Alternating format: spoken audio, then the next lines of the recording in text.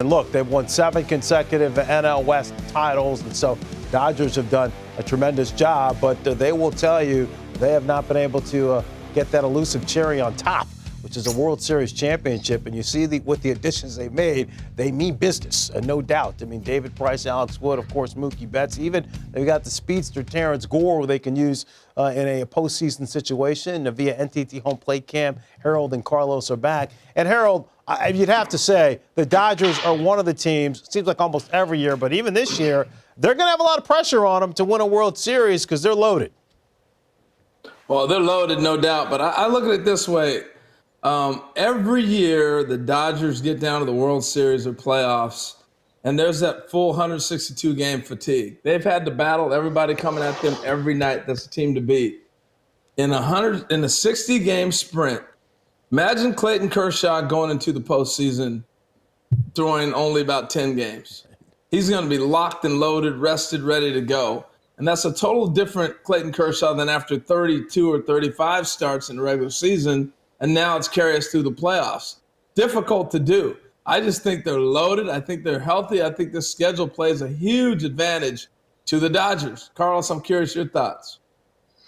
Yeah, Harold, see, now because of the shortened season, the ebbs and flows of the 162 long marathon is no longer an issue.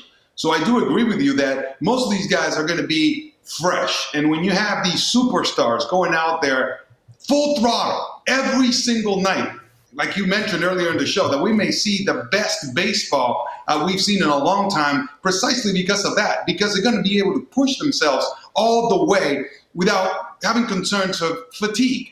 Now, having said that, they still have to execute. They still have to come out of the gates extremely strong. And, you know, when a team gets hot, okay, this is going to serve them well in this shortened season. But the flip side of that, if they do not get off to a good start and they kind of slump, then you can really bury yourself very deep into a hole that's going to be very hard to get out of. So the start is going to be key here. Carlos, does Mookie put him over the edge?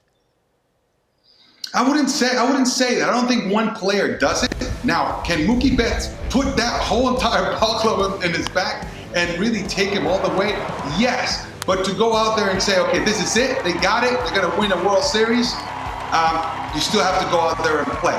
What I like about the shortened season, Fran, is the fact that everyone has a chance. So you got to be aware of those low, small market teams that may not be as deep, because they can come out and surprise you. So I am really excited about seeing this type of very intense baseball, aggressive, first to third, holding nothing back. There's no pacing yourself here. I love that.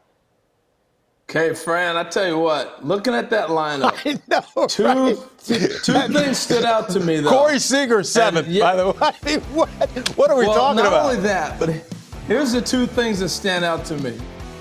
Mookie Betts, yes, you love that. But Gavin Lux hitting 9th, okay? Now, all of a sudden, that DH spot. Remember the Jock Peterson trade that did not go through? Yep. All of a sudden, you just give Jock Peterson back to the Dodgers and say, all right, you can DH and play every day.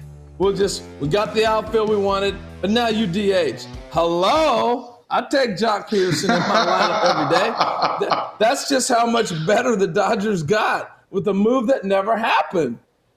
Yeah, no doubt, no doubt. It's funny because I saw that potential lineup, and I'm like, where is the weak spot? I mean, that literally could be an all-star team lineup. Definitely, they look formidable.